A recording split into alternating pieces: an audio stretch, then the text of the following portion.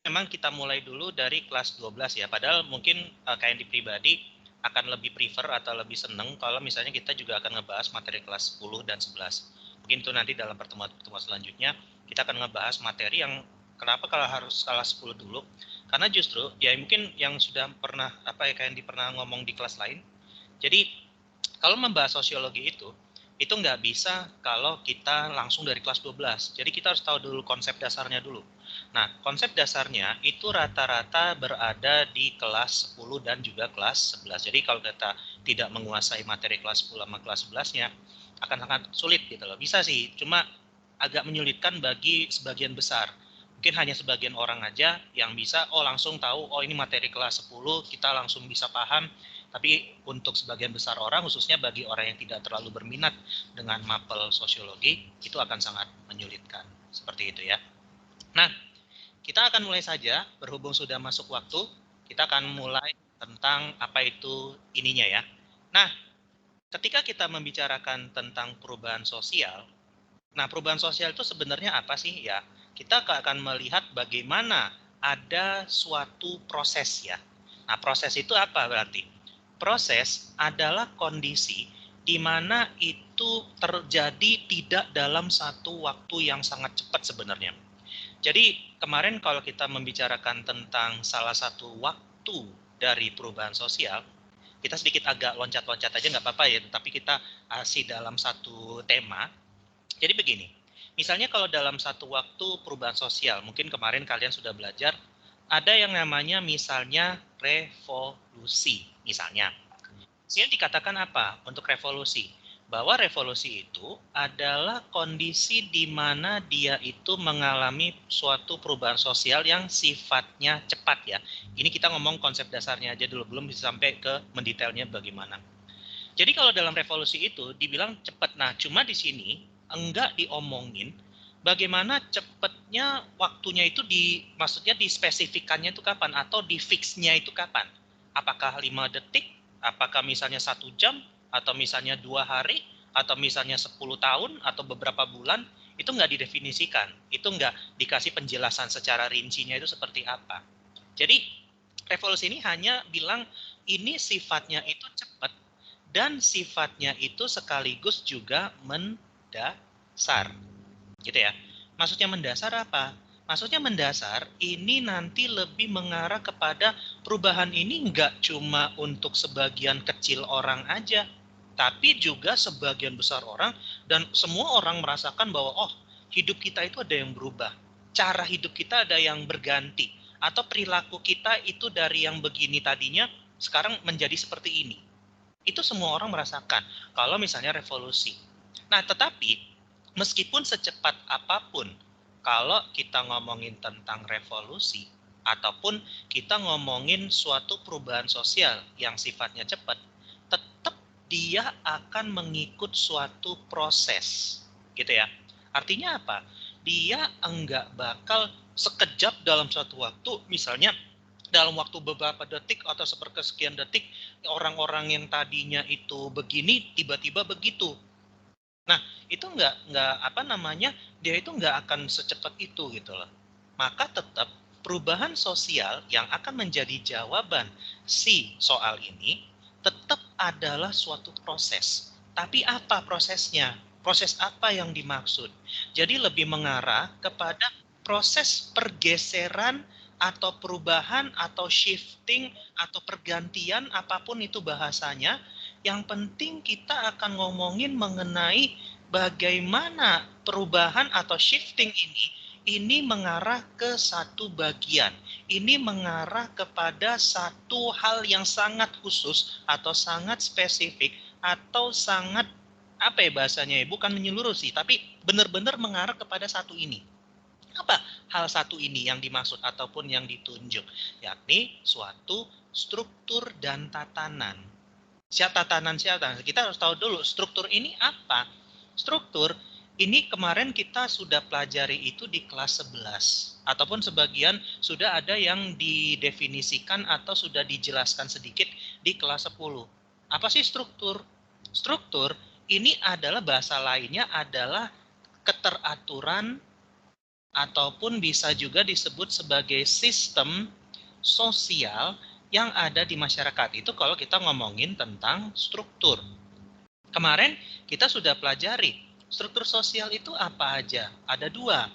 Ada yang namanya pertama sifatnya stratifikasi, dan yang kedua ada yang namanya itu diferensiasi gitu. Ada stratifikasi, ada diferensiasi. Bedanya apa? Kalau stratifikasi, dia ini cenderung untuk membagi masyarakat secara tingkatan atau sering juga disebut sebagai kelas sosial atau dalam bahasa lainnya juga disebut vertikal. Jadi ada masyarakat yang di atas kita, ada masyarakat yang setara sama kita, ataupun yang di bawah kita. Itu kalau ngomongin tentang stratifikasi. Sementara kalau diferensiasi, ini nanti ngomongin tentang sesuatu yang sifatnya itu horizontal atau nantinya akan lebih kepada, namanya juga kalau ngomongin tentang diferensiasi, artinya adalah menjadi sesuatu yang berbeda. Nah, sekarang kalau kita ngomongin, loh, kok kelas sosial, kok bukannya dia juga orangnya berbeda? Nah, tetapi kita harus tahu, kalau diferensiasi, itu kita bisa bedain, tetapi kita tidak bisa ngomongin, oh, ini di atas kita, itu sebanding dengan kita, atau sedikit di bawah kita, atau benar-benar di bawah kita. Itu nggak bisa seperti itu. Jadi kita hanya bisa ngebedain tanpa bisa membuat satu tingkatan yang benar-benar jelas. Nah, itu perbedaan yang paling kentara antara stratifikasi dengan apa yang kita sebut sebagai diferensiasi. Nah, tetapi persamaan dari mereka berdua adalah persamaannya mereka sama-sama ada dalam satu struktur. Jadi ada tatanan, tatanan itu lebih kepada keteraturan, ada keteraturan yang ada dalam satu masyarakat, di mana struktur ini akan berisi macam-macam dari konsep dasar sosiologi yang sebenarnya sudah kita pernah bahas. Apa aja? Bisa berupa nilai, misalnya. Bisa berupa interaksi, bisa berupa sosialisasi, bisa berupa lembaga sosial, bisa juga berupa apa lagi kalau misalnya selain lembaga sosial. Nanti ada juga yang sifatnya itu dia anggaplah, ini yang mungkin paling itu ya, paling sangat kentara membuat itu struktur itu bisa terjadi, peran. Bisa juga adanya status. Bisa juga adanya penyimpangan, bisa juga adanya pengendalian. Kalau semua itu kita gabung menjadi satu, itu nantinya akan membuat struktur. Jadi itu sistem sosial yang mengikat masyarakat di dalamnya, sehingga masyarakat akan berperilaku sesuai dengan nilai, serta juga di sini harusnya ada yang juga namanya norma. Sesuai dengan apa yang dianggap baik oleh masyarakat dan sesuai dengan aturan yang sudah dibikin masyarakat. Tujuannya apa? Tujuan adanya struktur ini semakin membuat suatu orang dalam masyarakat bisa memiliki tatanan, bisa memiliki keteraturan, bisa menjadikan apa yang kalau dalam bahasa sosiologinya disebut sebagai konformitas. Konformitas yang istilahnya itu adalah sesuatu yang sesuai nilai dan norma atau kita namakan sebagai keteraturan sosial. Seperti itu. Nah, sekarang kalau kita bertanya, apakah keteraturan itu akan stagnan di situ aja? Jadi apakah keteraturan masyarakat yang ada pada saat itu atau saat ini itu selalu sama? Sebenarnya kan kagak. Jadi kalau misalnya kita ngomongin, apakah keteraturan sosial yang terjadi pada tahun 1950-an sama tahun 2021 sekarang sama? Enggak juga. Itu sudah sangat jauh berubah dibandingkan dengan zaman dulu. Ataupun misalnya kalau kita kembali ke zaman kerajaan, tahun 1500-an, tahun 1400-an, atau tahun 1800-an deh paling itu. Itu sudah sangat jauh berbeda. Kenapa demikian? Karena selalu dinamis, selalu bergeser, selalu berubah.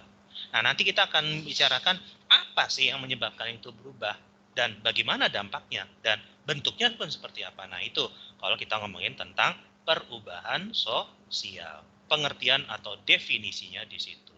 Tapi kalau misalnya di sini juga kita ngomongin, mungkin kita akan sedikit bertanya, Kalau perubahan budaya bagaimana?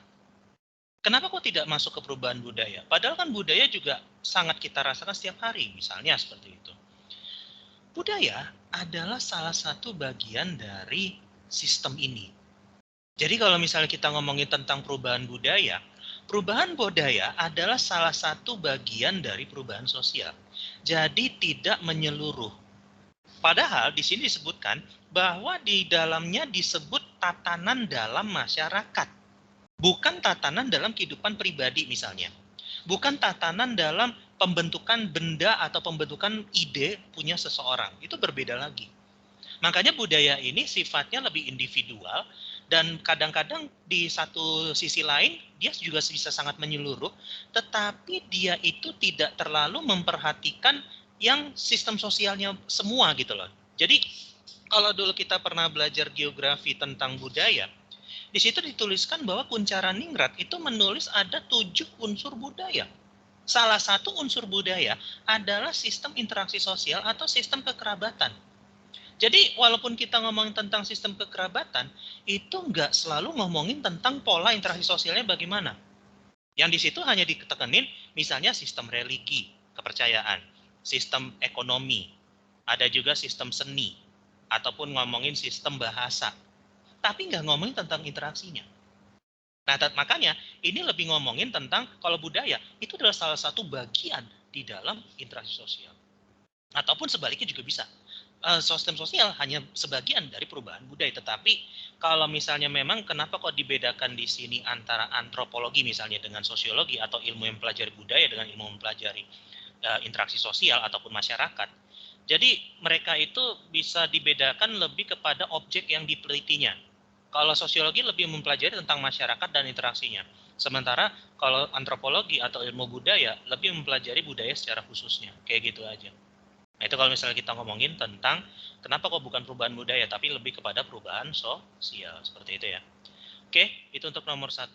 Kalau misalnya ada yang mau ditanyakan, silakan. Tapi kalau misalnya tidak, kita akan lanjut dulu ke nomor selanjutnya ya. Nah, misalnya kalian juga masih bertanya, kalau integrasi sosial itu persatuan. Itu kemarin juga pernah kita pelajari juga. Diferensiasi tadi ya, yang kita bahas di sini satu.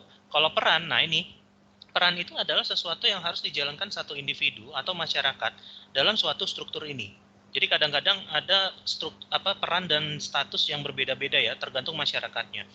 Kalau di masyarakat kota, suatu orang dengan misalnya kalau satu orang yang sama, itu bisa memiliki beberapa peran. Misalnya kalau dia di kota, sama dia di desa, sama dia di kepala keluarga atau di mana itu bisa berbeda.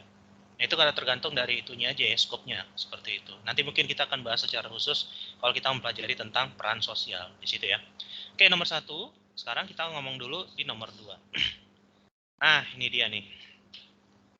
Candy sendiri tipikal orang yang kalau sudah ngomongin tentang tokoh atau ngomongin tentang orang atau ngomongin tentang konsep yang berasal dari orang tertentu, itu sebenarnya jujur aja agak males. Kenapa? Karena menuntut kita atau menuntut Candy pribadi untuk ngebaca, tetapi yang menjadi permasalahan adalah misalnya kalau di tulisan, anggaplah di buku itu ada orang dengan teori ini. Orang dengan teori ini anggaplah mengeluarkan teori jenisnya A. Nah, kita untuk mendefinisikan kembali itu harus sesuai dengan apa yang diomongin orang itu. Gak boleh misalnya kita ngomongin, anggaplah kita teori tentang ini, misalnya teori yang umum aja ya, misalnya teori tentang gravitasi misalnya. Kita nggak boleh bikin sendiri, karena kalau dalam komunitas ilmiah, kalau kita ngomong itu, ya pasti kita harus bikin teori lagi. Kita harus ngutip kalau dalam bahasa ilmiahnya, kita tuh harus ngutip. Dan ngutip itu harus sama dari ujung huruf awal sampai huruf ujung akhir itu harus sama. Kalau nggak dianggap plagiat ntar. Gitu. Atau itu yang pertama. Atau enggak, ya dianggap kita bikin teori baru. Dan itu pasti kita akan disuruh, mana bukti teorinya, harus digituin, pasti digituin. Ya karena sosiologi seperti itu. Beda misalnya dengan geografi. Kalau geografi, ada teorinya pun itu nggak terlalu ngaruh terhadap isi konten keseluruhannya. Ataupun sejarah, itu nggak ngaruh dalam isi kontennya. Karena yang dipentingkan adalah peristiwanya. Tapi kalau sosiologi, benar-benar konsepnya yang ditekenin. Makanya kalau misalnya ngomongin tentang teori, ya harus sama dari ujung sama ujung sini. Cuma mungkin yang untuk mempermudah kita, karena kalau memang teori sosiologi ini memang dikhususin sebenarnya untuk yang kelasnya itu sudah di atas kita. Misalnya untuk yang S1 atau yang sifatnya S2 malah. Jadi kita kalau ngebahas, kalau dalangan pola pandang kita seperti sekarang, kita ngelihat teori untuk ini, itu guru kita pun ataupun itu sebenarnya bahkan KND sekalipun itu agak kesulitan, bukan masalah ngertinya atau enggak, tapi untuk ngomong ke kalian itu agak susah. Karena harus diterjemahkan dulu dari bahasa dewa ke bahasa yang kita ngerti semua. Gitu. Makanya untuk itu ada metode sedikit yang dinamakan sebagai apa namanya? Ekstrak kata kunci namanya. Jadi kalau ekstrak kata kunci ini ya jadi misalnya mereka ngomong tentang apa, tetapi mereka akan punya satu kata kunci yang menunjukkan oh ini mereka seperti ini ngomongnya. Nah, makanya kita lihat dulu satu-satu. Kita akan melihat dulu pertama adalah definisinya dulu. Definisi yang pertama adalah di mana ada suatu proses ya, kayak tadi yang pertama ada kemunculan, perkembangan, kemunduran dari peran sosial, lembaga yang tadi Candy sudah sebut, sampai struktur sosial dalam kurun waktu tertentu. Nah, di sini kan panjang nih kalimatnya. Makanya Candy akan sedikit bahas di mana kata kunci yang bisa dihituin. Pertama adalah proses ya. Kemudian di sini ada peran, kemudian ada lembaga, kemudian tatanan, serta di sini ada struktur. Nah, kata kuncinya aja ini ada 5, gitu. Kata kuncinya itu ada 5, tapi kalau kalian mau nambahin 1, 2, 3 lagi, atau itu bisa 8, ya nggak apa-apa. Yang penting nggak sampai 1 kalimat. Karena tokoh lain itu biasanya ada 2 atau 3. Ya, soal 1 tuh jarang ya, tapi biasanya 2 sampai 3. Minimal tuh ada seperti itu. Kalau di atas 3 itu udah cukup banyak, gitu ya. Nah, ini dia ada 5. Berarti kalau sudah kata kuncinya sudah ada 5, bisa dikatakan nih orang memiliki pemikiran yang sangat luas dan latar belakang yang dimana dia ngelihat satu masalah dari beberapa sudut pandang. Seperti misalnya misalnya kalau kita ngomongin tokoh seperti Surjono Sukanto. Misalnya kemarin kalau dia ngomongin tentang apa itu bahasanya interaksi sosial misalnya. Itu dia ternyata kata kuncinya itu banyak banget, ada 4 atau 5. Beda misalnya dengan Robert Merton yang cuma ada 2. Misalnya Robert Merton bilang interaksi sosial itu kelompok, bukan interaksi, kelompok. Kelompok sosial dia itu udah ngumpul secara fisik dan dia saling berinteraksi. Ada 2, jadi ngumpul, interaksi. Tapi Suryono Sukanto beda lagi. Udah ngumpul, interaksi, saling ngebantu, nilai yang sama, serta tujuan yang sama. Nah, ada 5. Nah, itu dia ada 5 kata kunci. Makanya di sini juga kita harus lihat mana kata kunci yang bisa membantu kita. Nah, kalau sudah 5 orang, ya itu harus kita sedikit cocokin dulu ke orang yang mungkin punya kata kunci. Nah, ini memaksa kita harus baca gitu loh. Siapa aja tokohnya, cuma sekarang kita bahas satu-satu. Orang dengan kata kunci ini dan definisi yang berbeda-beda. Misalnya, kalau John Philip sama John Lewis Gillen, dia ini bilang bahwa perubahan sosial adalah sesuatu yang sifatnya itu gimana ya? Dia lebih mengarah kepada satu kata doang sebenarnya, perilaku. Nah, ini kadang-kadang ya ada yang satu pun, itu pun juga sebenarnya kalau aslinya itu bisa banyak sekali. Tapi ini kalau kita kompres, kata kuncinya cuma satu, dia ngomongin perilaku. Nah, perilaku ini adalah yang berubah dalam pengertiannya si John Philip dan John Lewis Gillen. Karena kalau masyarakat perilakunya berubah secara total, maka itu bisa dikatakan ada satu perubahan sosial. Kalau menurut mereka. Tapi bagaimana kalau menurut Kingsley Davis? Nah, Kingsley Davis bilang bahwa kalau perubahan sosial akan terjadi kalau strukturnya berubah. Jadi kalau Davis bilang kayak tadi yang di atas kita ngomongin tentang diferensiasi dan satu lagi adalah stratifikasi. Seandainya kalau itu berubah dua-duanya, baik itu yang sifatnya kecil ataupun yang sifatnya besar, itu pasti akan berubah. Kalau kata Davis, kenapa?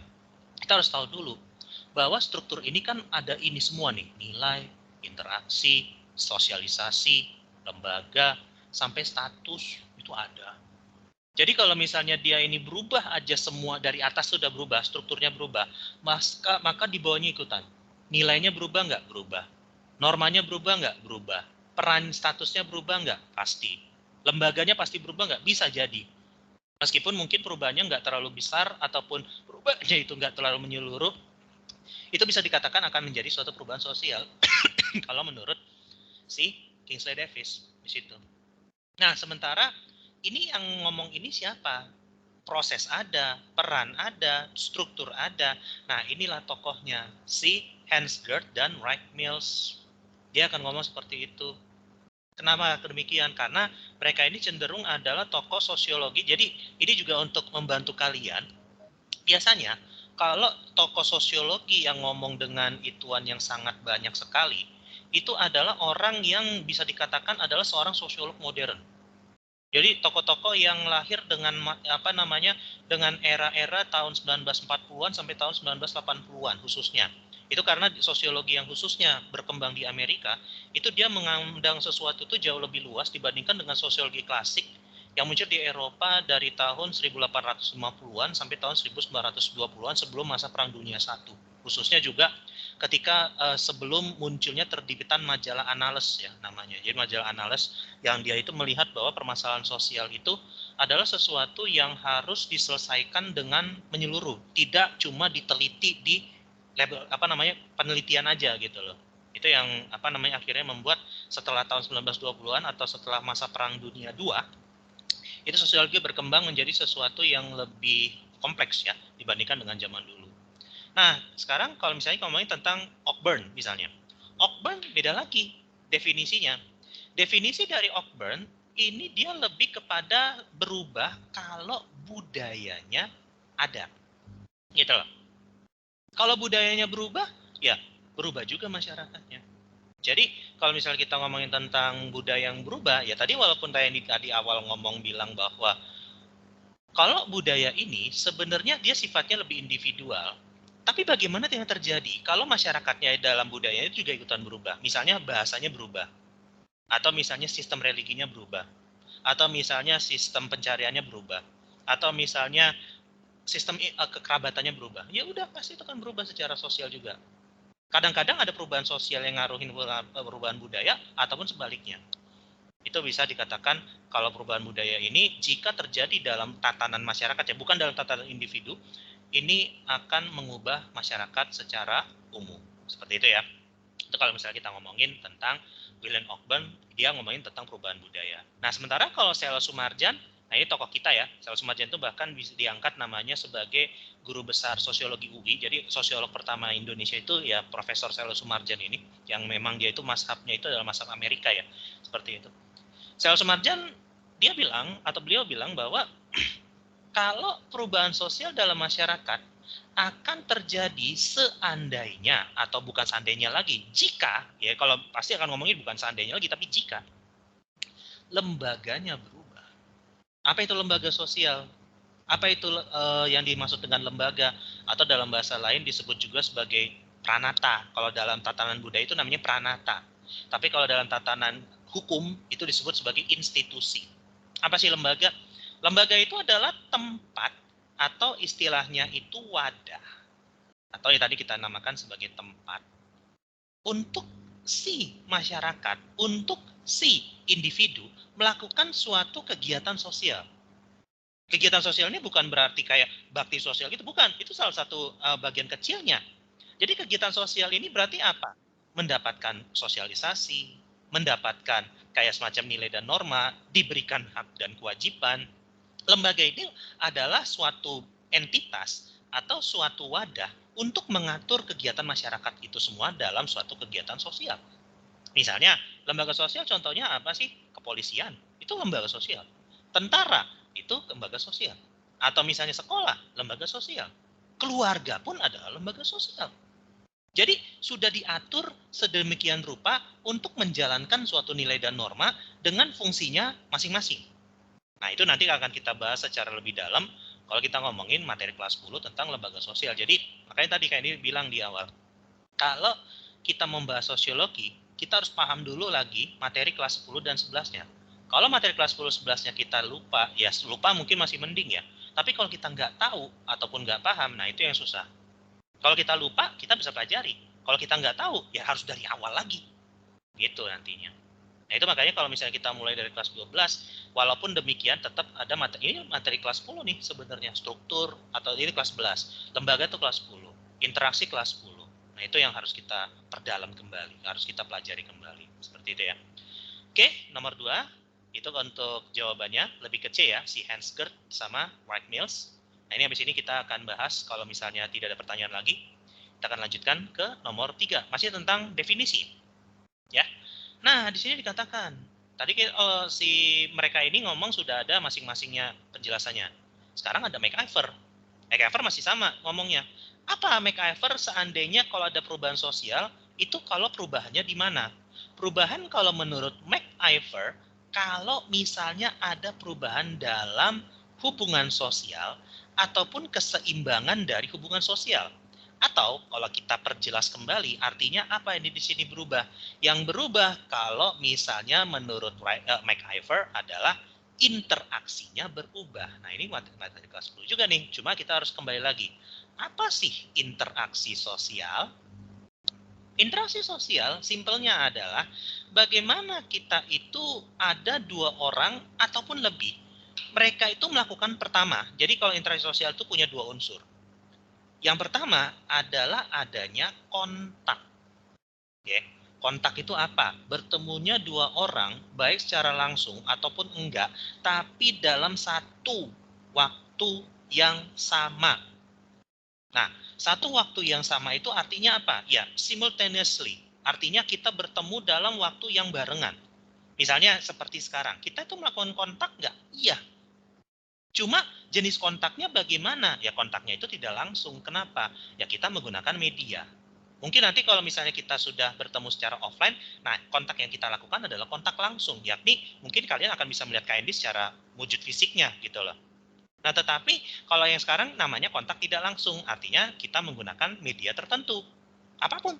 Mau sosmed, mau itu aplikasi message, atau aplikasi kayak semacam online meeting seperti ini, yang macam-macam ya sebenarnya, itu namanya kontak tidak langsung. Selain adanya kontak, interaksi sosial juga bisa terjadi seandainya atau jika kita melakukan komunikasi. Apa sih komunikasi?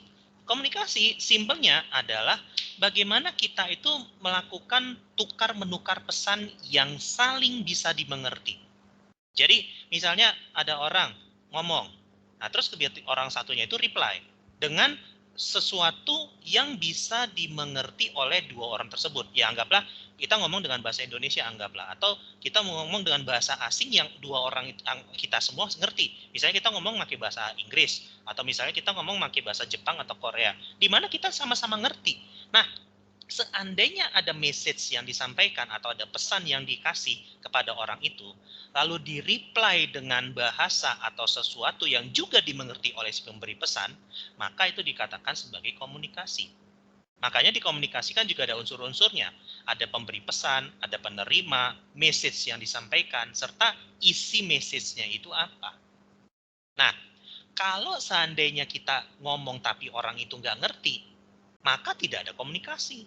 Kontaknya iya, betul ada, tapi nggak ada komunikasinya. Nah, maka itu tidak bisa kita katakan sebagai interaksi sosial. Tetapi ada juga yang bilang itu tetap interaksi sosial. Cuma sifatnya itu dia memang semi ya, atau pseudo interaction namanya. Ada beberapa sosiolog yang ngomong seperti itu. Tapi memang kalau di konsep dasarnya kita harus saling mengerti untuk bisa dikatakan itu sebagai interaksi sosial. Gitu. Nah, interaksi ini sebelum kita lanjutin di sini ya, itu bisa ada dua untuk dampaknya. Yang pertama itu ada yang dampaknya sifatnya asosiatif, dan yang kedua ada yang sifatnya itu disosiatif. Nah, ini kurang lebih seperti apa kok? Apa sih asosiatif disosiatif? Kalau asosiatif itu simpelnya adalah interaksi sosial yang sifatnya itu membuat erat hubungan antara satu dengan yang lainnya atau satu kelompok dengan satu kelompok lain. Itu adalah asosiatif. Nah, bentuknya apa? Misalnya ada akomodasi, ada kerjasama, ada di sini mediasi, ya itu bentuk akomodasi sebenarnya ya. Bisa juga joint venture, bisa koalisi, dan segala macamnya. Itu asosiatif. Dan asosiatif ini memang cukup banyak. Makanya kalau misalnya kita nanti bahas tentang interaksi sosial, kayak disarankan untuk ngebahas dulu yang atau memahami dulu justru jangan yang ini. Kita pahami dulu yang ini. Kenapa disosiatif duluan? Karena disosiatif itu cuma ada 3. Tetapi kalau tadi ngomongin disosiatif itu apa? Disosiatif adalah sesuatu interaksi sosial yang membuat itu saling menjauhkan atau merenggangkan atau memisahkan. Ya apa bentuknya? Bisa ada 3. Ada pertama adalah persaingan atau kompetisi. Yang kedua adalah kontravensi. Jadi kalau kontravensi ini memang agak gimana ya, sebenarnya tidak ada bahasa sederhana ataupun bahasa yang sehari-hari untuk kontravensi ini seperti apa. Tapi KND sendiri lebih mengidentifikasikan untuk bukan asosiasi apa tadi, kontravensi ini dengan pertikaian. Ya mungkin kalau misalnya kita ngomong kok pertikaian bukannya itu konflik ya, ya bagi salah satu bagian yang ketiga yang kita namakan sebagai konflik. Jadi ada persaingan, ada kontravensi, ada konflik. Cuma konflik ini akan lebih diasosiasikan dengan namanya itu pertentangan. Pertentangan yang berarti artinya apa? Bedanya dengan pertikaian. Sebenarnya pertikaian sama pertentangan bedanya apa gitu loh. Jadi kalau pertentangan itu benar-benar sifatnya udah clash-nya itu udah benar-benar ini ya, nyata dan biasanya fisikal. Itu kalau konflik. Ya meskipun kadang juga ada konflik yang sifatnya non fisik. Misalnya perang pemikiran atau segala macam, itu konfliknya itu bisa terjadi di situ. Tapi kelihatan jelas. Tapi kalau pertikaian atau kontravensi, kalau pertikaian itu sebenarnya bahasanya Candy ya. Jadi kalau pertikaian itu dia sifatnya ini apa ya? Nggak kelihatan. Saling nggak suka tapi nggak ditunjukin. Makanya jenis kontravensi itu bisa berbeda-beda. Ada yang sifatnya kontravensi umum, ada kontravensi taktis, ada kontravensi strategis, dan segala macamnya. Jadi kita macam-macam sebenarnya kontravensi itu. Contoh kontravensi apa? Misalnya ya tadi, kita nggak suka sama teman kita, atau kita nggak suka sama orang lain. Tapi kita cenderung untuk tidak ini yang nunjukin. Itu salah satu bentuk kontravensi. Atau yang sifatnya agak jelas lagi, misalnya kita melakukan kayak ancaman, kita melakukan intimidasi, itu sebenarnya kontravensi. Kenapa demikian? Karena walaupun mungkin dikatakan tidak terlalu ditunjukin, tetapi orang yang satunya ini, kalau dianya masih belum melawan, itu masih dalam bentuk yang seperti itu. Jadi masih dalam bentuk kontravensi. Akan berbeda hal kalau misalnya orang ini melawan, nah udah terjadilah konflik. Jadi memang kalau disosiatif ini, itu dia berurut. Yang paling ringan itu persaingan, kemudian sedikit lebih berat adalah kontravensi atau pertikaian, sama satu lagi yang paling itu adalah konflik atau pertentangan. Nah, pertentangan inilah yang bisa mengarah kepada sesuatu yang sifatnya itu fisik. Nah, sekarang kalau kita ngomongin tentang teorinya MacIver. MacIver bilang bahwa perubahan sosial terjadi kalau adanya perubahan dalam hubungan sosial. Seandainya dia ini tadi anggaplah dia itu bersaing. Cuma tiba-tiba mereka melakukan konsiliasi. Apa itu konsiliasi? Konsiliasi itu berdamai misalnya, berdamai antara dua pihak. Ya udah, berubah nggak? Berubah. Dari yang tadinya disosiatif menjadi asosiatif. Ataupun sebaliknya, juga bisa. Kalau misalnya terjadi seperti ini, maka MacIver bilang ada suatu perubahan sosial. Kenapa? Pola interaksinya berubah. Dan juga keseimbangan ini maksudnya adalah apa yang membuat interaksi itu ada, itu berubah juga. Misalnya begini, kenapa misalnya dia tadinya musuhan? Karena mereka memperebutkan sumber daya yang sama. Nah, tiba-tiba sumber daya itu habis, ataupun sumber daya itu ternyata ada pihak lain yang mau ngambil misalnya. Atau dalam bahasa kita, ada musuh barengan. Kalau ada musuh barengan, nah tiba-tiba yang tadinya saling bersaing, tiba-tiba, ini kayaknya kita nggak bisa nih kalau saling musuhan. Kita gabung aja dulu untuk menghantam tuh musuh. Urusan habis itu biar ntar. Ya udah, blek gitu loh. Tadinya musuhan, jadi temenan malah. Nah itu adalah perubahan keseimbangan hubungan sosial yang dimaksud. Nah tetapi di sini tidak dijelaskan soal tentang ininya, tetapi hanya ditanyakan tentang ini berarti akan ada perubahannya itu di bagian apanya? Apakah sebab? Apakah aspek? Ataukah yang paling itu adalah dasar? Cuma di sini kita akan bahas satu-satu, ini apa sih sebenarnya? Jadi begini, kalau sebab ini lebih mengarah kepada awalnya. Jadi apa sih yang menyebabkan itu berubah? Jadi kalau dalam bahasa kitanya lebih kepada awal dari perubahan itu apa? Apa yang menyebabkan itu berubah? Kalau aspek, apa sih yang berubah? Kalau sebab ini kan awalnya, kenapa? Tapi kalau aspek, apa yang berubah? Kalau dampak, nantinya setelah berubah akan terjadi apa?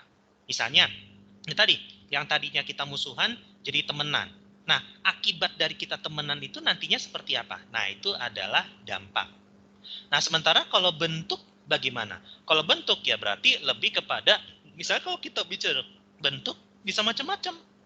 Apakah sifatnya cepat, sifatnya lambat, apakah sifatnya luas ataukah sempit, atau misalnya dia itu direncanakan atau enggak, atau dikehendaki atau enggak. Itu bentuknya. Sementara kalau dasar perubahan, ini mirip seperti sebab, tetapi kalau dasar ini lebih kepada hal dasar yang membuat itu berubah. Jadi kayak misalnya gini, tadinya kita musuhan, terus kita jadi temenan. Nah, kalau sebabnya itu bisa jadi karena yang tadi, adanya musuh bareng. Tapi dasar kita berubah apa? Itu lebih basic lagi. Jadi kalau seandainya kita tidak bersatu misalnya menghadapi musuh itu, kita akan habis atau kita akan kalah. Nah, itu dasar ya, sebab ininya, sebab yang benar-benar basic banget gitu. Cuma di sini dikatakan bahwa perubahan itu ada dalam hubungan sosial. Nah, berarti di sini lebih ngomongin tentang apa sih yang berubah? Yang berubah adalah hubungan sosial. Ya, jadi perubahan sosial itu kan bisa karena ada sebabnya, bisa karena dasarnya, bisa karena bentuknya. Nah, bentuknya yang tadinya sifatnya menjauh menjadi dekat. Tapi di sini lebih kepada yang lebih mengarah kepada apa sih yang berubah. Yang kalau misalnya ngomongin tentang apa yang berubah, ini akan dikatakan sebagai aspek perubahan. Karena apa? Di sini dikatakan, apa sih perubahan sosial yang berubahnya? Nah, yang berubahnya adalah aspeknya. Atau apa yang berubah? Apa sih yang berubah? Hubungannya. Gitu. Kalau misalnya kita ngomongin bentuk misalnya, kok bukan bentuknya? Ya bentuk itu tadi, bisa cepat atau lambat. Bisa itu dia luas ataupun sempit. Tapi di sini nggak disebutin seperti itu. Kayak gitu. Jadi di sini lebih mengarah kepada ininya ya, apa sih yang berubah di dalamnya? Oh, ternyata hubungan sosialnya. Kita ngomongin lebih kepada dasarnya aja seperti itu. Gitu ya. Itu untuk nomor 3. Ya memang kalau ngomongin tentang teori agak sangat sulit, bahkan ya bukan masalah kita nggak tahu ya, tapi untuk menyederhanakan bahasanya itu loh yang memang bahkan Candy sendiri pun agak kesulitan khususnya. Gitu ya untuk nomor 3. Tapi kalau misalnya di sini ya sekaligus mungkin kalau untuk biar soal lain juga bisa kebahas. Ini kalau misalnya ada pertanyaan lanjutan silakan juga dihubungi bisa tanya ke Andy di lain kesempatan ya, khususnya setelah pembelajaran ini juga boleh. Oke gitu. Oke, itu untuk nomor 3. Sekarang kalau nggak ada pertanyaan, kita lanjut dulu ke nomor 4. Nah, ini pokoknya 4 dan 5 ini masih ngomongin tentang konsepnya itu ya. Jadi sini dikatakan perubahan sosial merupakan perubahan yang berkaitan dengan apa sih? Nah, jadi perubahan ini sebenarnya ada di bagian mananya? Sebenarnya untuk menjawab ini, kita bisa ngelihat kembali ke nomor 1. Jadi perubahan ini adanya di mana sih sebenarnya? Nah, di sini dikatakan perubahan struktur dan tatanan atau struktur dan juga keteraturan. Jadi kuncinya kalau ada suatu perubahan sosial secara menyeluruh, tadi bukan secara sebagian ya, adalah perubahan dalam bagian struktur serta tatanan atau keteraturan yang ada di dalam masyarakat. Nah, inilah yang akan bisa kita gunakan untuk menjawab di nomor 4. Apa itu? Ya ini, ngomongin tentang struktur dan juga fungsi sosial. Nah, sekarang kalau kita bertanya, kenapa bukan yang lainnya? Kenapa bukan misalnya pola hubungan? Sebentar. Mohon maaf ya, di sini sedikitnya ada sedikit gangguan teknis. Bentar, kayak diituin dulu, bentar.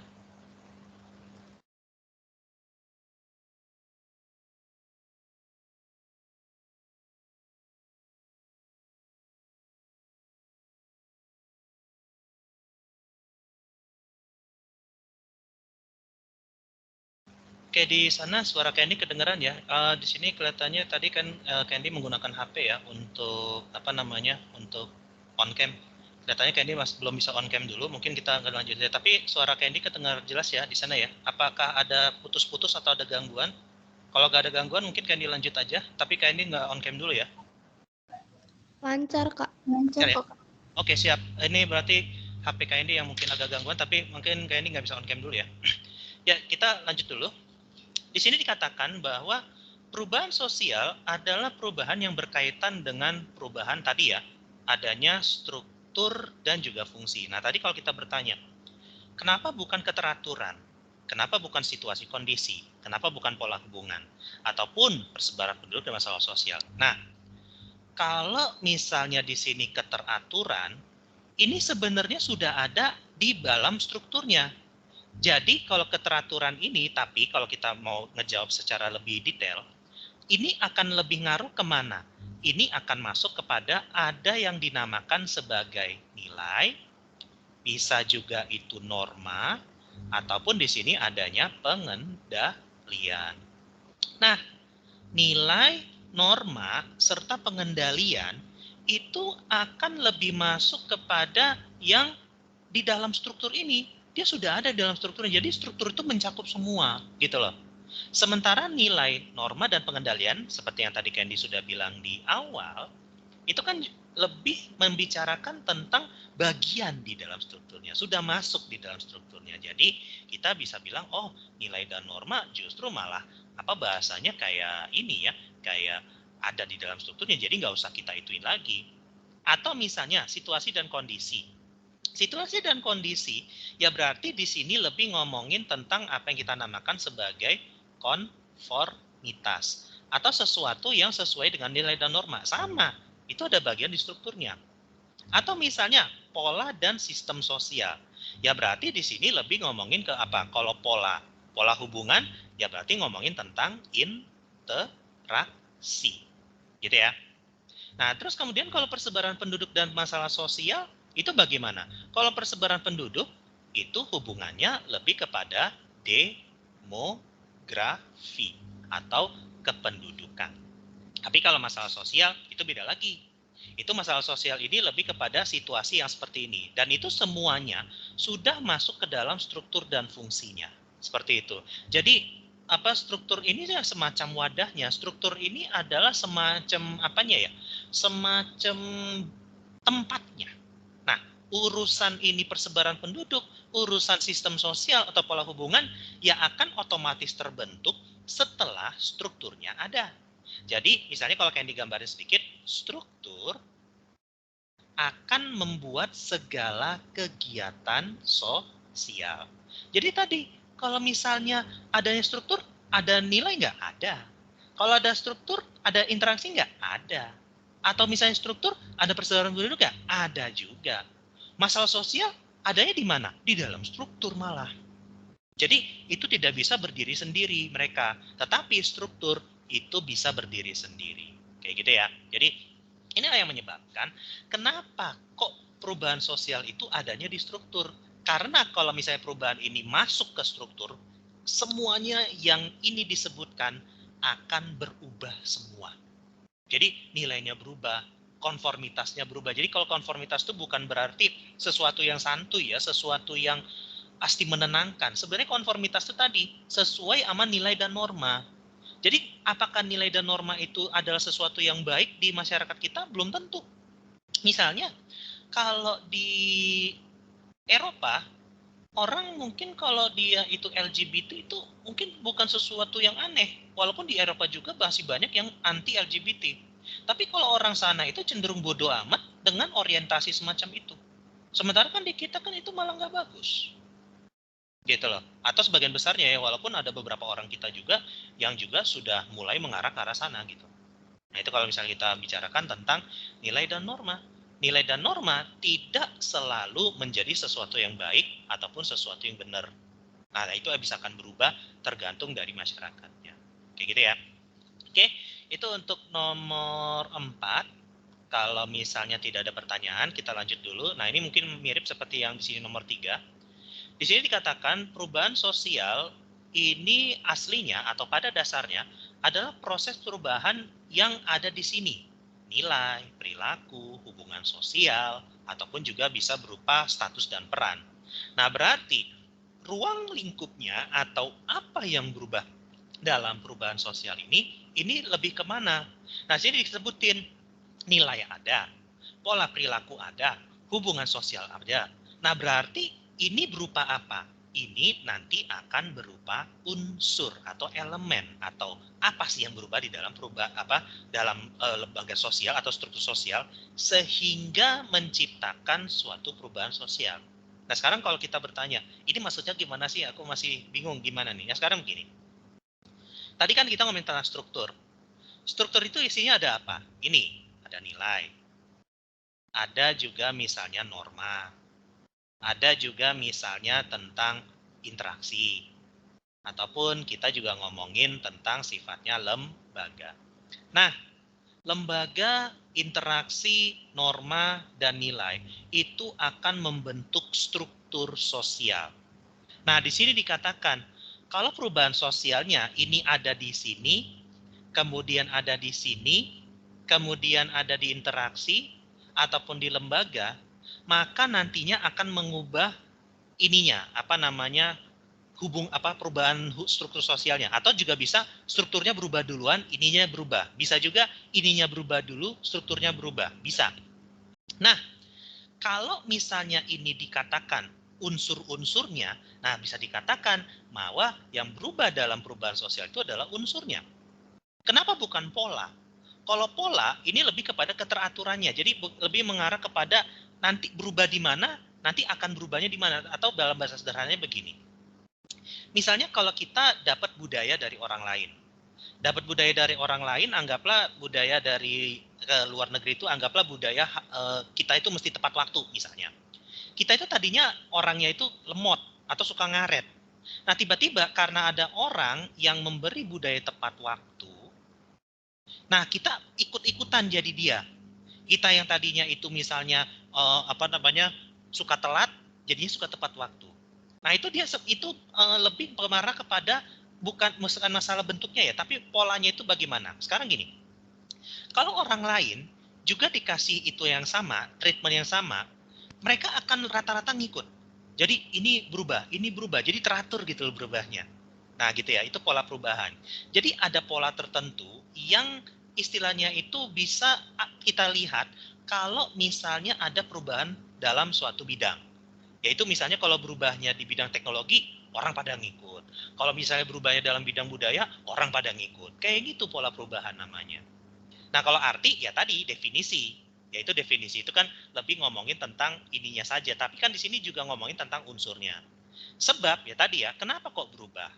Kalau tujuan apa yang pengen dicari? Berubah itu untuk apa? Lebih kayak tadi ngomongin tentang dasar perubahan itu untuk apa. Kalau misalnya kita tidak berubah, mungkin kita akan susah. Kalau kita nggak berubah, kita akan sulit. Seperti itu. Nah, itu kalau kita ngomongin untuk nomor 5 ya. Ada yang mau ditanyakan dulu silakan, tapi kalau misalnya tidak, kita akan lanjut ke nomor 6 ini. Nomor 6 ini lebih ngomongin tentang bentuk di sini. Oh, ini bentuknya, bukan bentuk sih, tapi lebih ngomongin mengenai apa sih yang berubah di situ. Nah, sekarang kalau kita ngomongin mengenai tentang ini, kalau soalnya semacam ini, kita harus tahu dulu bagaimana ada sesuatu yang sangat spesifik. Jadi kalau di soal yang istilahnya sifatnya paragraf, kadang-kadang yang menyulitkan bagi kita adalah ini semua pilihan jawabannya itu betul semua.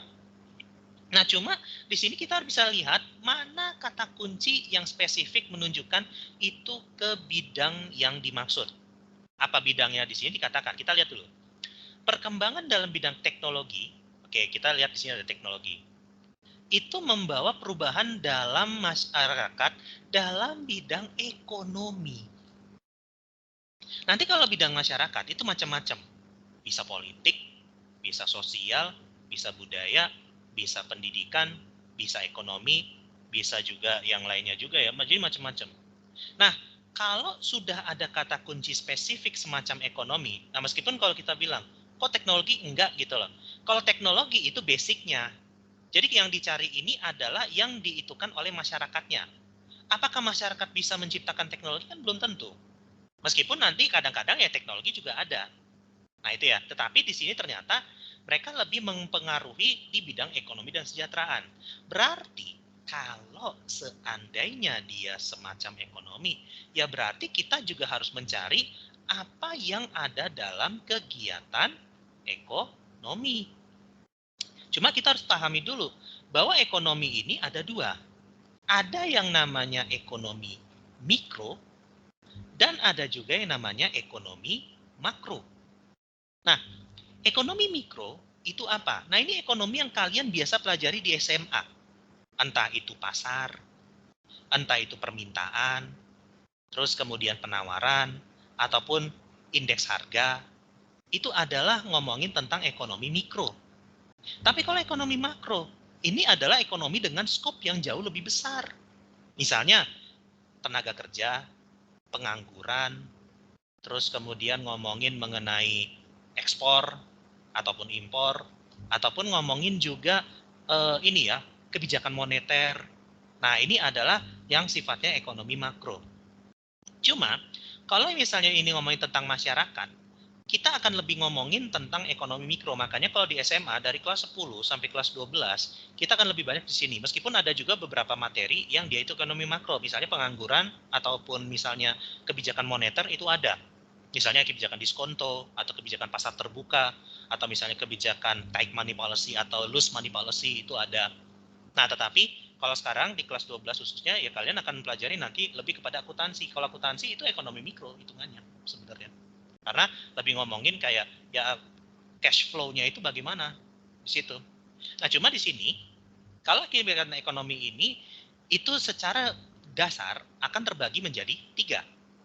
Ada yang namanya itu jelas ya, produksi, kemudian ada distribusi, sama satu lagi adalah konsumsi.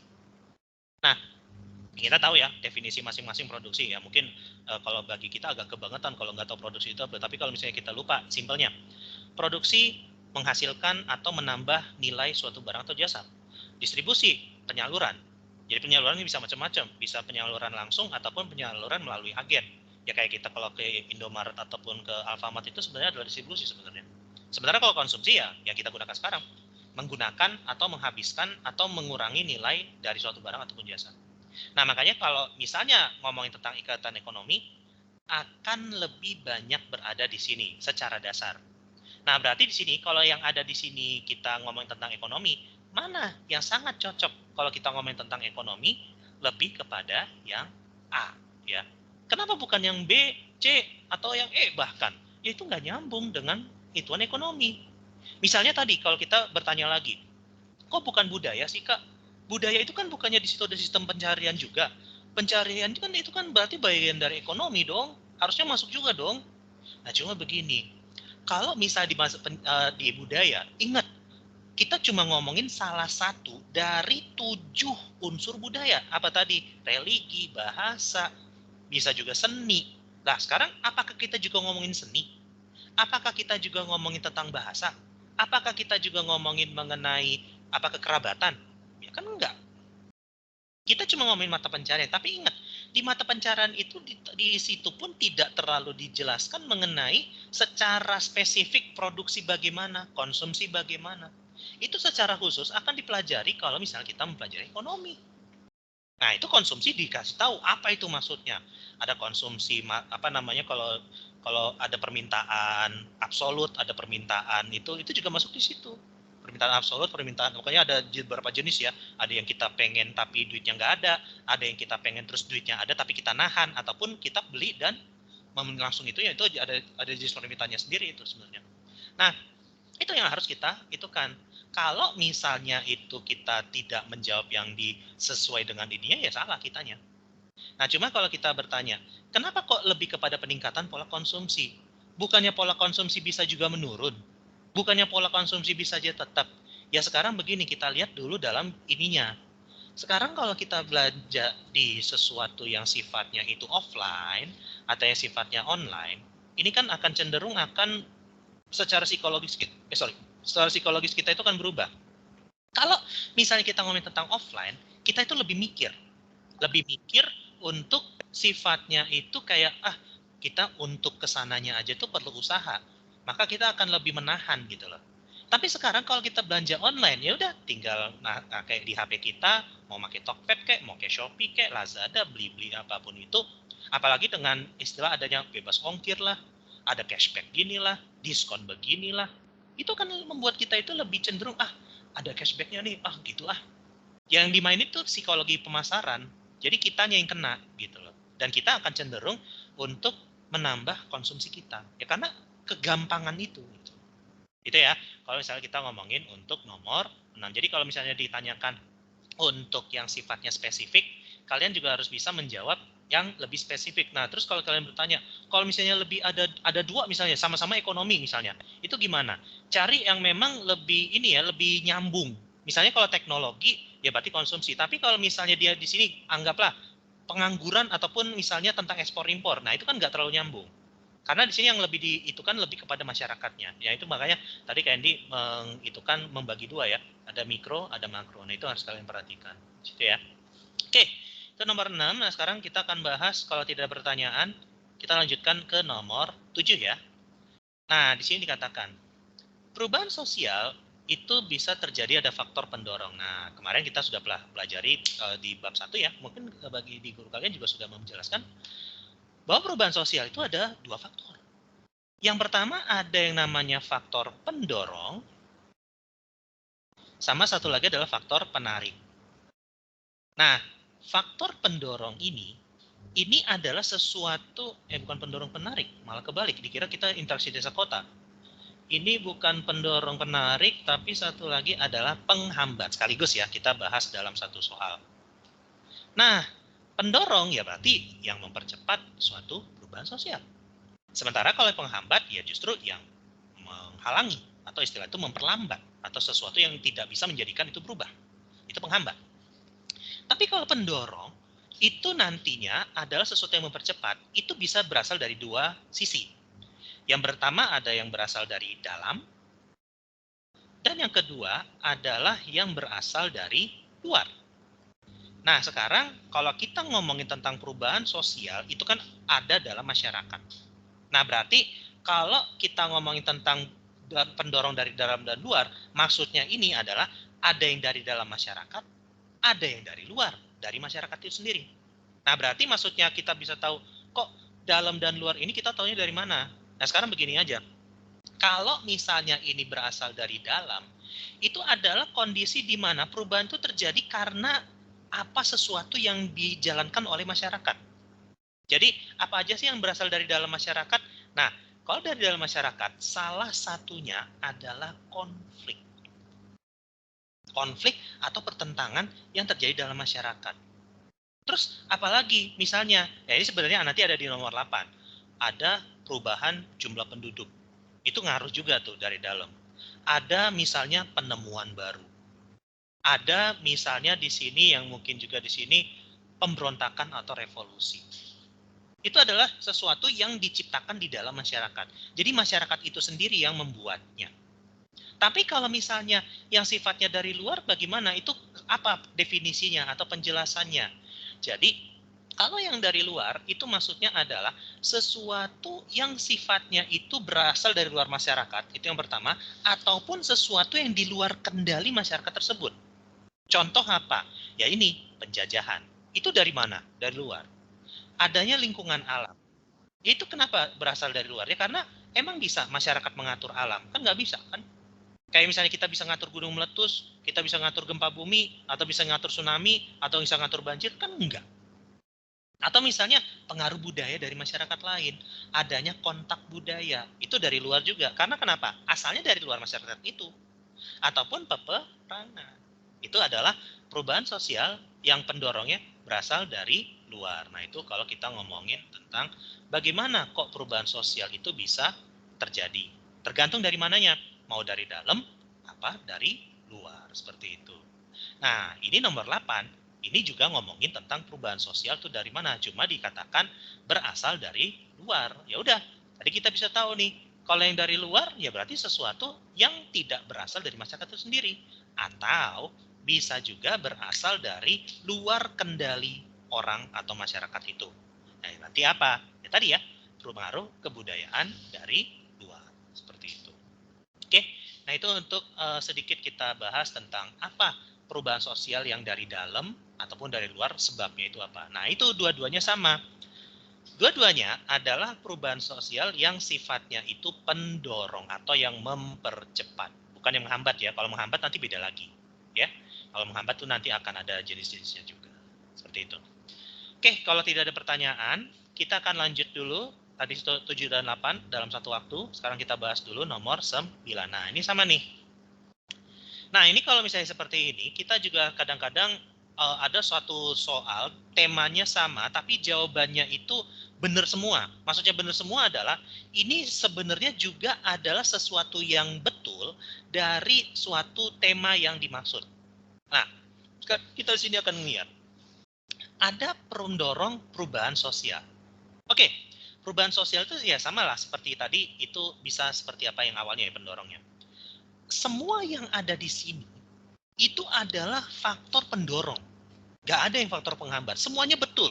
Betul. Ini bisa menciptakan suatu perubahan sosial, tapi kalau kita melihat di soal ini, harus sesuai dengan konteks. Jadi, kita harus misalnya tahu, itu perubahan sosialnya terjadi karena apa. Misalnya, kalau misalnya konteksnya pendidikan, maka nantinya kata kuncinya itu bisa berupa sekolah, bisa berupa universitas, ataupun misalnya penyuluhan, itu adalah pendidikan.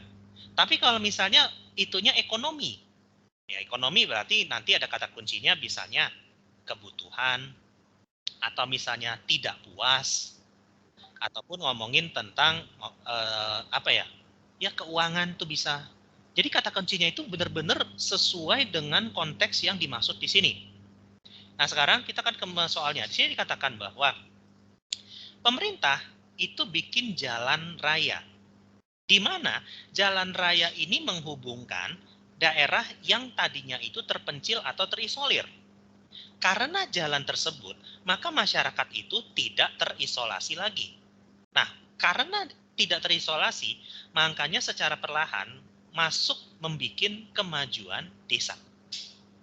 Nah, berarti di sini kita harus tahu dulu, siapa ini yang membuat perubahan sosial? Ini yang dari pendorongnya ini siapa?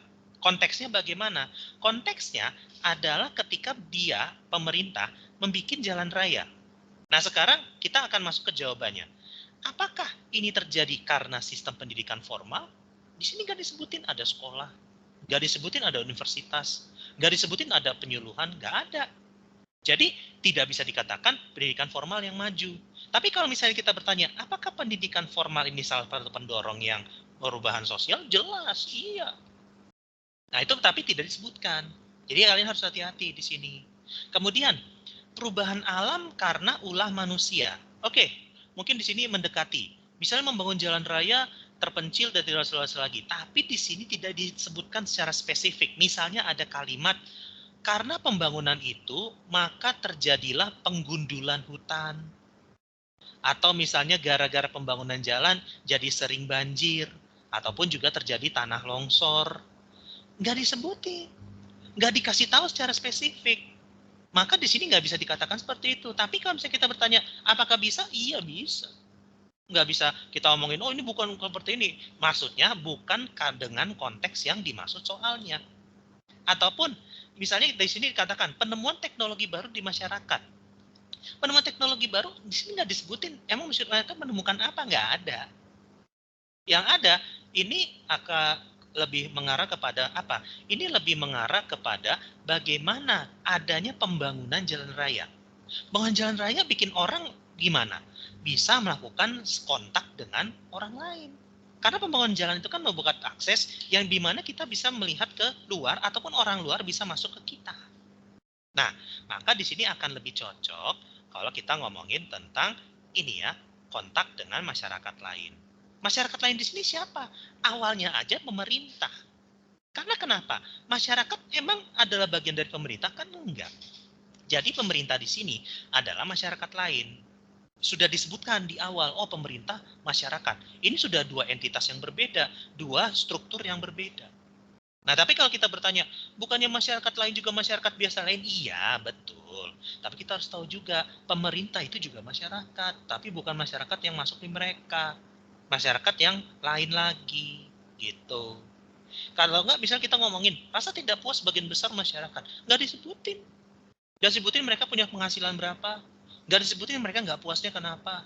Nah, kecuali kalau mereka disebut karena tidak mau tidak puas dengan akses jalan yang jelek, maka mereka bikin sendiri.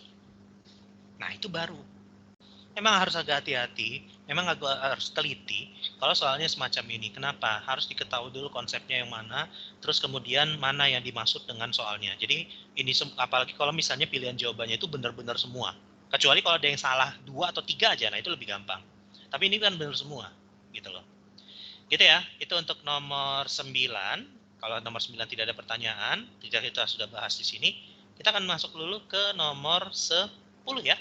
Tadi sudah nomor 9, sekarang nomor 10. Nah, di sini dia. KB atau keluarga berencana, ini mungkin Kak Andi akan sedikit bahas. Jadi kalau kalian nanti di semester 2, semester 2 betul, semester 2, semester bab 4 kalau nggak salah, bab 5, itu nanti kan kalian pelajari tentang Indonesia masa Orde Baru. Masa Orde Baru itu salah satu kebijakan yang paling benar-benar ikonik. Kebijakan yang benar-benar nggak bisa diituin adalah KB atau keluarga berencana. Nah, keluarga berencana ini adalah suatu program yang dijalankan pada masa pemerintahan Presiden Soeharto tahun 1970-an. Tujuannya apa? Tujuannya ini adalah bagaimana kita itu bisa menekan angka pertumbuhan penduduk dari sifatnya itu 5%. Jadi kalau di geografi, 5% dari jumlah penduduk pertumbuhan itu sangat tinggi. Atau bahkan dulu Indonesia itu bisa mencapai 8-9%. Nah, dengan adanya KB, ini berdampak sekali terhadap pertumbuhan penduduk kita saat ini, sekarang 2021, yang sekitaran 2,1%. Berarti ada 2,9-nya yang hilang, gitu loh. Yaitu memang sebagai akibat dari KB itu. Nah, ini nantinya, kenapa kok KB ini bisa dikatakan adalah suatu program yang sifatnya ini paling berhasil di Indonesia? Karena memang salah satu faktornya adalah diarahkan secara intensif dan sifatnya itu masif. Masif itu artinya gede, besar-besaran lah, kayak gitu. Nah, makanya ini akibatnya apa? Banyak masyarakat yang hanya punya 2 anak doang atau 2 anak aja. Nah, sekarang yang ditanyakan adalah faktor yang mempengaruhi terjadinya itu apa sih? Nah, di sini tadi sama. Ini semuanya ini adalah faktor yang mempengaruhi. Semuanya itu adalah yang betul.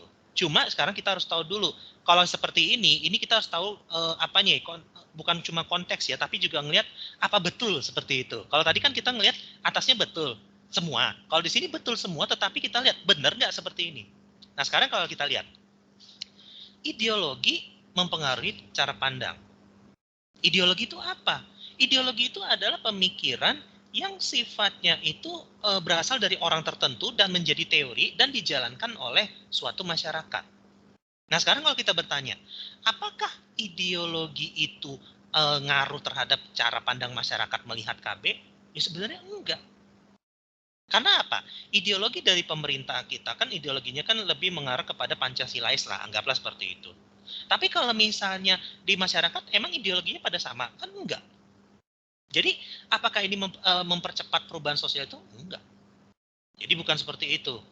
Atau misalnya kita ngomongin tentang kepemimpinan dan karismatik ya. Kita tahu ya bahwa keluarga berencana ini adalah salah satu programnya Presiden Soeharto. Tapi apakah itu secara spesifik ditulis bahwa program KB ini itu berhasil karena ituan oleh Presiden Soeharto? Kan enggak. Jadi di sini dikatakan intensif dan terarah oleh pemerintah. Pemerintah loh. Pemerintah itu berarti siapa? Pemerintah itu bukan cuma ngomongin mengenai presiden. Bukan cuma ngomongin tentang menteri. Bukan cuma ngomongin tentang pejabat-pejabat. Tapi juga semua instansi. Dari mulai presiden sampai yang terbawah apa? Lurah. Kalau di kota, kalau di desa kan kepala desa ya, itu sebenarnya bagian dari pemerintah. Nah, itu yang mungkin juga harus kita perhatikan. Berarti bukan cuma presiden, tapi semua yang terpengaruh di dalamnya. Nah, berarti di sini lebih mengarah kemana? Lebih mengarah kepada yang C, kesadaran terhadap program negara. Nah, sekarang kenapa kok kesadaran? Bukan misalnya struktur terbuka atau tradisi dalam masyarakat. Ya, kita harus tahu juga. Kalau di tahun 70-an, ini pakai konteks tahun 70-an ya, struktur dalam masyarakat kita ini sebenarnya bahkan di masyarakat kita sampai sekarang cenderung itu dia lebih mengarah kepada campuran. Jadi terbuka iya, di saat yang lain tertutup juga iya. Khususnya kalau masyarakat yang berada di wilayah pedesaan ya, tetapi kalau di wilayah perkotaan mungkin agak sedikit terbuka. Tapi ini bisa menyeluruh baik itu orang kota dan juga orang desa. Jadi mereka itu semua, meskipun istilahnya ada yang terbuka, ya jelas mereka menerima. Yang tertutup pun mereka pada akhirnya menerima. Kok bisa yang sifatnya tertutup mereka menerima perubahan? Ya berarti bukan karena struktur sosialnya, bukan lebih kepada penerimaan masyarakat itu, tapi karena memang sudah diarahkan. Ya kalau kita misalnya punya 2 anak itu cukup loh, atau misalnya 4 orang agak susah loh, kayak gitu. Itu kalau misalnya kita ngomongin tentang bagaimana kok perubahan sosial itu akan lebih di sini dipengaruhi oleh kesadaran. Atau misalnya kita bertanya, kok bukan tradisi? Justru tradisi dalam masyarakat, khususnya dalam konteks waktu itu adalah ini lebih ngomongin mengenai tradisi kita itu apa? Banyak anak. Apalagi ada istilah banyak anak, banyak rezeki. Tapi kalau di sekarang apakah itu ngaruh terhadap program KB ini? Kan enggak. Gitu loh. Nah, ini yang istilahnya kalau misalnya banyak anak kan pasti mereka kan cenderung ngapain kita ikut ginian, mendingan kita bikin banyak anak. Dan juga memang dalam pelaksanaannya keluarga berencana ini cenderung untuk tidak terlalu dipaksakan. Jadi ya silakan aja, kalau mau ikut ya boleh, kalau enggak ya mungkin ya silakan tanggung sendiri ya. Tapi misalnya pun Anda mau seperti itu, ya kami ya akan bantu gitu loh. Nah itu yang menyebabkan program KB ini salah satu yang paling sukses bahkan sampai dengan sekarang. Jadi kalau kalian ada pernah dengar lembaga namanya BKKBN atau Badan Koordinasi Keluarga Berencana Nasional. Nah, itu adalah salah satu lembaga yang didirikan untuk menyukseskan program KB ini.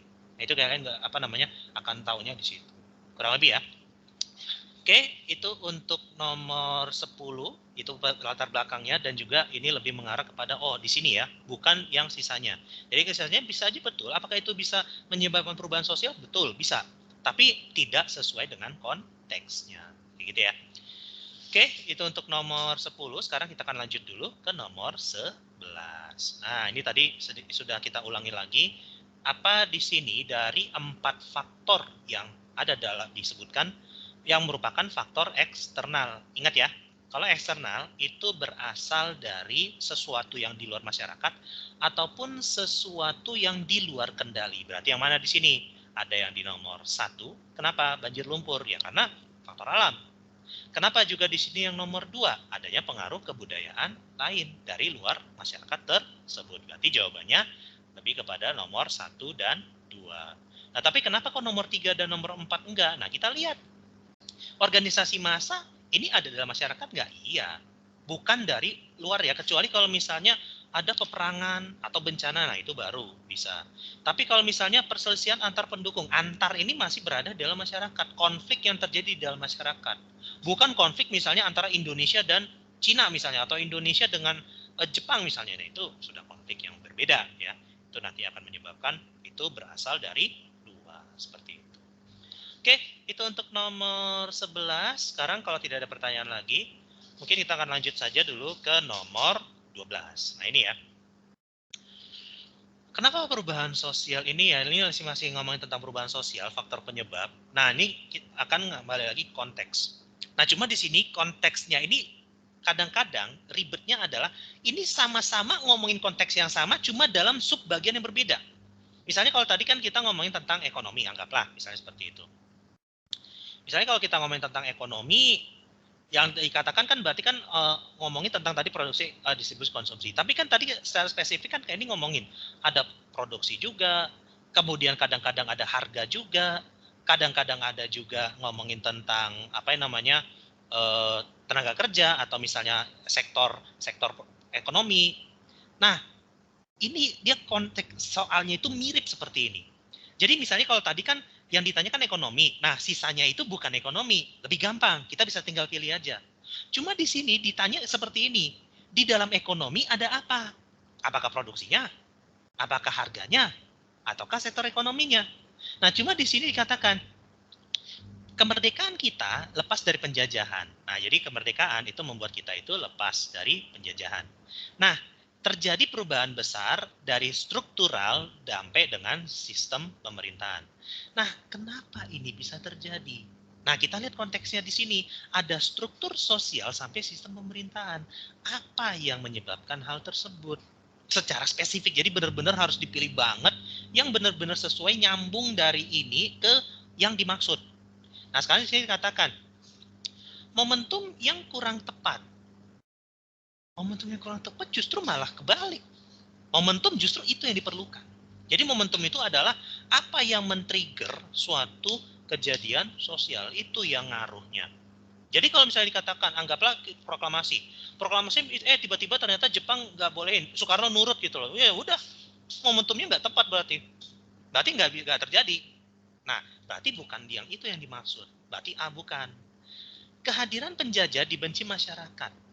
Nah, tetapi di sini mungkin kita akan lebih mengetahui, penjajah itu memang sesuatu yang sangat jelek misalnya.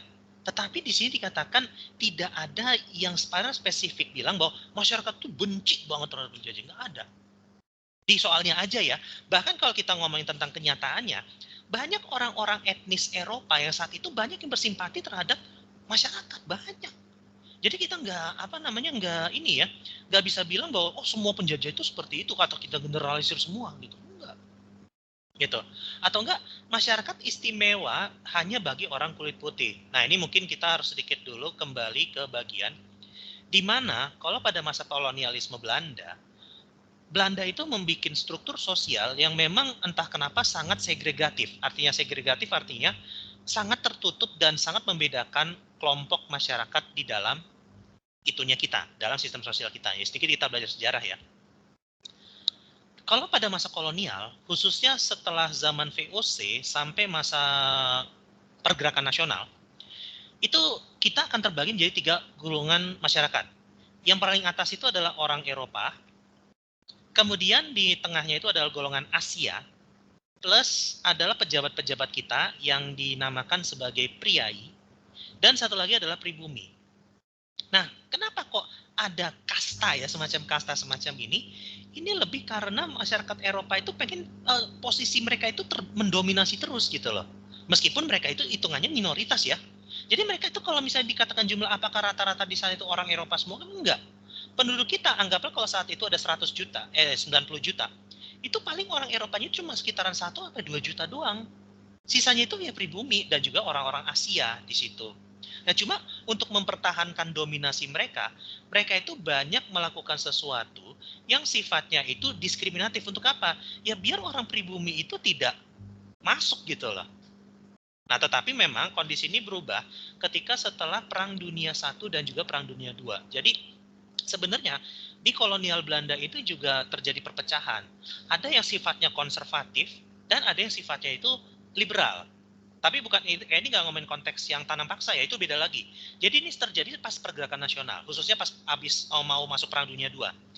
Jadi yang konservatif itu bilang bahwa pribumi ini orang yang nggak bisa nggak bisa ngapa-ngapain. Nah, cuma kalau orang progresif atau orang liberal tuh bilang Belanda itu nggak akan bisa ngatur Hindia Belanda atau ngatur Indonesia, itu nggak akan bisa. Kenapa? Karena ya orang Belanda aja dalam melihat sesuatu aja mereka make itunya mereka sendiri. Mereka itu make sudut pandangnya mereka sendiri. Ya nggak akan bisa. Sementara Hindia Belanda atau Indonesia terdiri dari beberapa etnis, beberapa pulau. Wilayah seluas itu memang sanggup Belanda bisa, ya nggak akan bisa.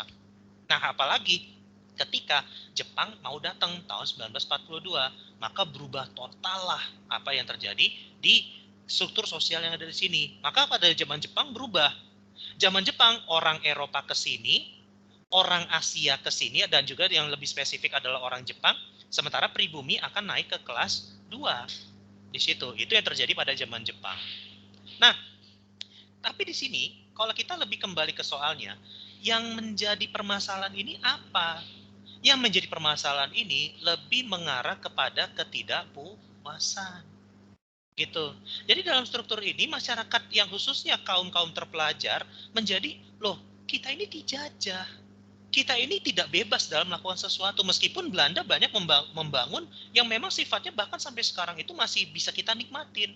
Tapi kita tidak bisa menikmatinya. kita tidak bisa memiliki. Itulah yang menyebabkan pergerakan nasional dari tahun 1908 sampai tahun 1942. Muncul pendudukan Jepang, 1945 proklamasi. Nah, itulah yang akan menjadikan dasar bahwa Indonesia menjadi bangsa sendiri, kayak gitu. Dan juga tidak ngomongin tentang kalau kita tahu di sejarah, pemimpin yang berperang itu kan lebih identik dengan perlawanan sebelum tahun 1908. Sifatnya kedaerahan, spontan, sporadis, dan sifatnya itu kayak ya cuma untuk mempertahankan daerah mereka sendiri, bukan kesadaran nasional kayak gitu. Jadi ini lebih kepada yang D ya karena tidak puas dengan keadaan di situ, khususnya di masyarakat terpelajar atau masyarakat yang mendapatkan pendidikan di situ ya. Oke, itu untuk nomor 12 ya. Oke, jadi harus kita lihat di konteks dan juga subkonteksnya itu harus tahu di situ. Oke, 12 sekarang kita ngomongin dulu untuk nomor 13. Nah, sekarang yes, ini waktunya sudah 10 menit lagi, tapi kalau misalnya kita sempat, kita bisa sampai nomor 15, berarti mungkin ada banyak soal yang harus kalian kerjakan sendiri ya, karena mungkin kita memang cukup, seharusnya memang kalau UTBK-nya sampai nomor 15 aja ya, seharusnya seperti itu. Oke, kita lanjut aja dulu. Pada masyarakat yang sifatnya tradisional, mereka itu tidak mau ada tenaga medis, ya dokter, perawat, apa segala macam. Karena di sini dikatakan adanya dukun sebagai sesuatu atau seseorang yang berjasa di sini. Nah, maka di sini akan ada faktor penghambat. Nah, cuma apa? Nah, di sini kita harus tahu dulu.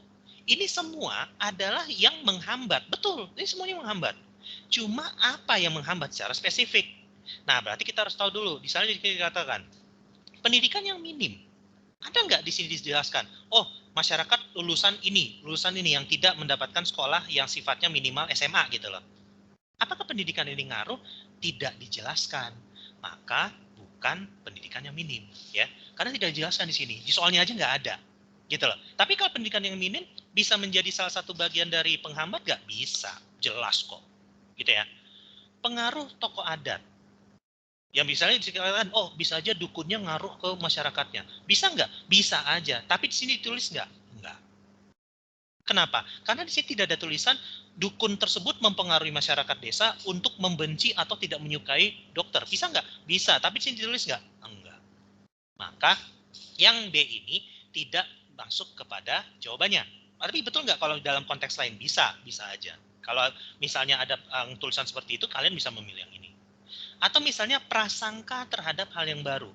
Jadi prasangka itu apa sih? Prasangka ini lebih mengarah kepada kita itu awal-awal sudah sensi duluan, awal-awal sudah nggak suka duluan terhadap sesuatu yang baru. Gitu loh. Kenapa? Karena ini kita, pengalaman kita. Atau yang sering juga kita namakan di sini sebagai stereotip, bisa juga. Tapi kalau stereotip bedanya kalau prasangka. Kalau prasangka itu dia benar-benar kita itu nggak suka, padahal kita sotoy, nggak tahu apa-apa. Tapi kalau stereotip, kita ada sedikit tahu, kita pernah ada pengalaman, tapi ya ujungnya kita nggak suka juga, gitu loh. Nah, tetapi di sini, ini kan kenapa kok istilahnya kok terjadi kok prasangka ini malah sesuatu yang bukan menjadi jawabannya. Jadi kalau misalnya kita bertanya, kan dia itu menganggap apa namanya dia nggak suka sama sesuatu yang baru. Nah, tetapi di sini ternyata dijelasin. Dijelasinnya ini ada dukun. Mereka menganggap bahwa dukun itu adalah sesuatu yang lebih baik bagi mereka dibandingkan tenaga medis. Maka di sini akan lebih mengarah kemana? Ini akan lebih mengarah kepada apa yang disebut sebagai vested interest. Nah, sekarang vested interest itu apa? Vested interest adalah kondisi di mana ada kepentingan. Ada kepentingan, ada sesuatu yang tertanam dengan kuat, gitu loh. Nah, misalnya begini, anggaplah kita di sini katakan mereka tidak menganggap medis sebagai sesuatu yang tidak penting. Ya udah, kelar, nggak ada kalimat dukun sebagai figur. Itu bisa prasangka. Karena mereka nggak suka duluan dan mereka nggak tahu apa yang mereka bisa datangkan. Seperti itu. Tapi di sini mereka ditambah kalimat dukun sebagai figur yang berjasa. Berarti mereka tahu dong sebelumnya mereka sudah menggunakan ini. Nah, ketika ada tenaga medis datang, mereka akan menganggap, ngapain ada dokter, ada dukun ini? Atau misalnya kalau kita dari elektronik yang tadinya kita pakai seringnya offline jadi online, misalnya dalam belanja misalnya. Ngapain kita belanja online? toh kita sering bisa ke tokonya gitu loh. Nah, itu adalah vested interest, kepentingan yang tertanam kuat. Kenapa? Karena kepentingan tersebut itu kita anggap lebih baik daripada sesuatu yang baru. Gitu ya. Kalau misalnya kita ngomongin kenapa kok istilahnya vested interest ini bisa menghambat perubahan sosial. Nah, terus kemudian sifat eksklusif masyarakat desa. Di sini nggak dijelasin. Masyarakat tuh benci sama dokter, nggak ada. Lebih menganggap sesuatu yang tidak penting karena masalah ini. Kecuali kalau mereka bilang mereka tidak menganggap penting karena bukan bagian dari mereka. Nah, itu baru. Nah, itu kalau misalnya kita ngomongin tentang bagaimana kok ini benar semua nih, tapi kita harus tahu dulu konteks yang mengikutinya. Seperti itu ya. Nah, itu untuk nomor 13. Oke, mungkin karena ini sudah mau ini banget, kita selesaikan di nomor 15 dulu ya. Berarti ya konsekuensinya adalah 15 lainnya itu bisa kalian kerjakan selanjutnya gitu ya. Jadi kalau misalnya itu pun misalnya ada yang bertanya, silakan untuk ditanyakan boleh. Oke, nomor 14, ambil 2 nomor lagi ya. Nomor 14 di sini katakan munculnya penemuan baru. Nah, sini penemuan baru seperti HP atau misalnya itu bisa berfungsi sebagai alat komunikasi dan media hiburan. Nah, sekarang di sini katakan apa faktor yang membuat munculnya perubahan sosial. Nah, di sini semuanya sama nih. Cuma di sini ada kata kuncinya ini sudah sangat menunjukkan. Apa? Kalau kata kuncinya ini adalah penemuan baru, maka bisa dikatakan dia ini adalah penemuan yang berasal dari dalam. Gitu loh. Nah, cuma kalau misalnya kita bertanya, kan kita kalau HP kan rata-rata dari luar. Harusnya dari luar dong. Nah, cuma di sini HP ini akan masuk ke kita itu sebenarnya adalah hasil dari penemuan orang sana misalnya. Penemuan HP di daerah sana, terus kemudian kenapa sampai ke kita? Karena ada proses yang dinamakan di sini sebagai difusi. Difusi atau persebaran budaya. Persebaran budaya nanti akan mengarah kepada semua orang yang ada di semua belahan dunia. Atau nanti kita akan bahas dalam bentuk globalisasi namanya. Nah, difusi ini nanti akan menciptakan sesuatu yang namanya penetrasi. Penetrasi itu apa? Penetrasi itu adalah masuknya budaya ke dalam masyarakat. Di mana penetrasi ini nanti ada dua. Ada yang sifatnya itu pasifik, dan ada yang sifatnya itu violent. Kalau pasifik itu apa? Pasifik ini adalah sesuatu yang sifatnya itu damai, diterima, santuy gitu loh. Itu pasifik. Tapi kalau violent artinya apa? Paksa, dengan kekerasan, dengan istilahnya itu ketakutan. Nah, itu adalah penetrasi yang sifatnya violent. Nah, HP itu nanti akan masuk ke kita dalam proses penetrasinya. Tetapi kalau penemuan barunya sendiri ini lebih mengarah ke sesuatu yang sifatnya internal, bukan sifatnya eksternal. Kecuali masuknya HP ke kita, nah itu baru eksternal. Tapi kalau penemuan barunya masih internal, kayak gitu ya. Nah, itu kalau misalnya kita ngomongin tentang bagaimana perbedaan untuk misalnya kalau ada sesuatu yang diciptakan, nah itu masih internal. Tapi kalau ketika disebarkan itu, nah itu sudah eksternal. Masih kayak gitu ya. Nah, disebarkan tadi ada proses yang disebut sebagai penetrasi. Ada violent, ada juga pasifik. Seperti itu ya. Oke, nomor terakhir sebelum nanti kayak ini akan kasih ke kalian.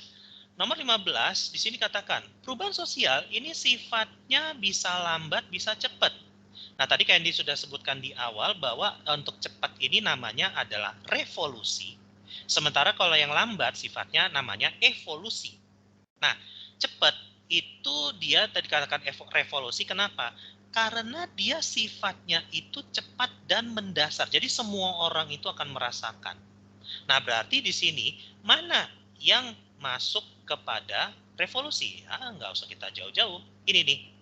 Kenapa revolusi industri? Karena ini mengubah tatanan masyarakat pada masa itu yang sifatnya agraris menuju ke yang sifatnya industri hanya dalam waktu 25 tahun atau kurang. Gitu.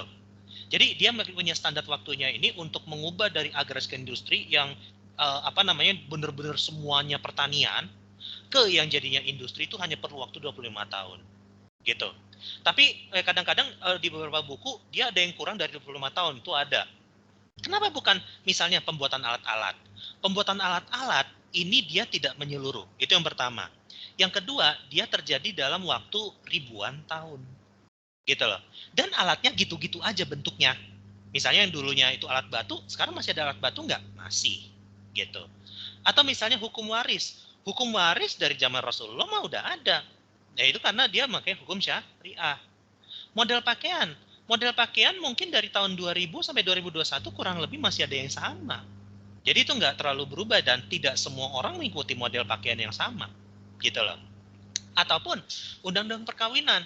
Undang-undang perkawinan kita sepanjang kita merdeka itu baru ganti 2 kali. Undang-Undang 174 sama Undang-Undang 16 tahun 2019. Jadi dan substansi isinya sama aja sebenarnya, cuma beda usia nikah aja. Kalau yang dulu 18 tahun, yang sekarang 19 tahun. Gitu aja. Gitu ya. Itu untuk ngomongin tentang contoh dari perubahan sosial yang sifatnya cepat dan mendasar. Seperti itu dia, semuanya yang menurut itu adalah revolusi industri ataupun revolusi lain ya kurang lebihnya.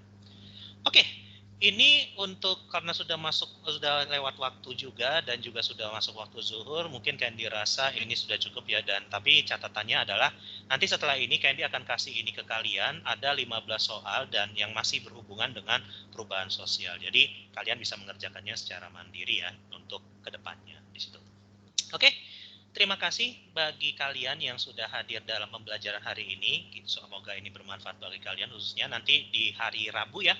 Kita bertemu kembali untuk membahas geografi untuk paket yang kedua. Tapi nanti kayaknya kasih tahu paketnya apa, karena ini sendiri belum baca dulu itu bahas materi apa. Tapi kemungkinan besar bisa jadi kita akan membahas tentang flora fauna, masih materi kelas 11 ya, dan yang setelahnya seperti itu.